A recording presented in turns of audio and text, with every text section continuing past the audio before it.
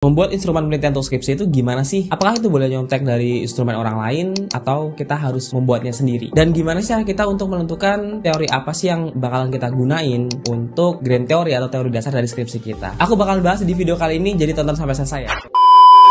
Halo guys, selamat datang di channel Ezra Fatah. Di channel ini aku banyak membahas terkait dengan tips bagaimana caranya mengerjakan skripsi dan tips bagaimana caranya menghadapi seminar dan sidang skripsi. Ini adalah video episode ke-10 pada segmen untuk pembimbing aku, dan kali ini kita dapat email dari si E di Semarang. Ini namanya aku samarin karena kebetulan dia namanya minta disamarin, jadi aku samarin. Teman-teman boleh banget kok kalau misalkan mau disamarin, curhat aja tapi dikasih keterangan ya. Nah, karena ini emailnya panjang, aku bakalan simpulin aja. Jadi di sini si E ini dia kesulitan untuk menentukan kira-kira teori apa sih yang akan dicari di grand teori dari skripsi dia nanti. Setelah itu dia juga kesulitan untuk membuat sebuah instrumen penelitian. Apakah instrumen itu harus kita bikin sendiri atau boleh nyontek orang lain? Nah, itu adalah pertanyaan si A ini ya. Jadi bakal aku jawab di video kali ini. Terima kasih si A yang udah kirim email. Aku bakal bahas di video kali ini. Kita bahas dulu terkait dengan teori. Pasti teman-teman udah tahu banget lah mengerjakan skripsi itu, apalagi di bab 1 biasanya ya. Itu biasanya dosen-dosen akan selalu nanya, jadi teori siapa nih yang kamu gunakan sebagai grand teori atau teori dasar dari skripsi kamu? Itu pasti bakal mendapatkan pertanyaan seperti itu. Nah, biasanya kita kesulitan untuk menentukan teori apa sih yang akan kita gunakan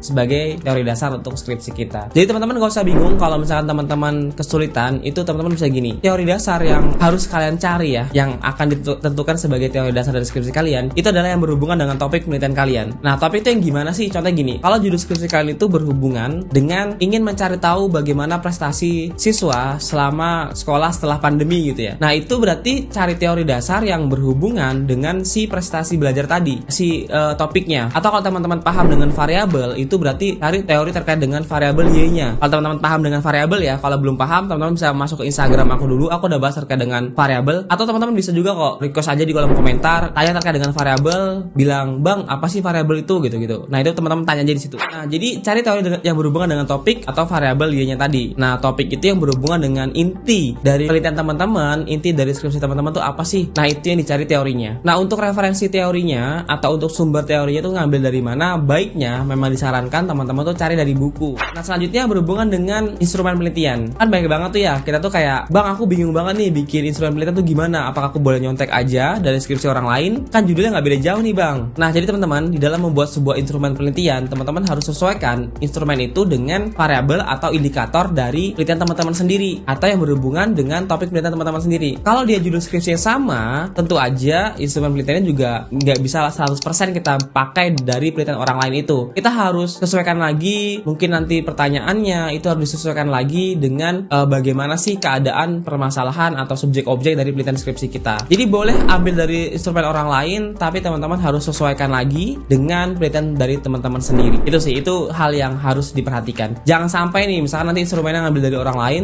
tapi nggak dirubah 100% sama banget dengan instrumen orang lain, itu nanti bakalan berbeda kan hasilnya. Data yang dihasilkan dari instrumen tersebut itu juga akan berbeda kan dengan kebutuhan dari skripsi kita. Nah, kedepannya aku bakal banyak lagi membahas terkait dengan skripsi teman-teman. Teman-teman bisa subscribe dulu aja dan aktifkan notifikasi biar nggak ketinggalan konten-konten aku, dan semoga dari konten-konten aku ini bisa membantu teman-teman sama skripsian menuju sidang skripsi. Cukup sekian untuk video kali ini. Kita ketemu lagi di episode selanjutnya minggu depan ya teman-teman. Dadah.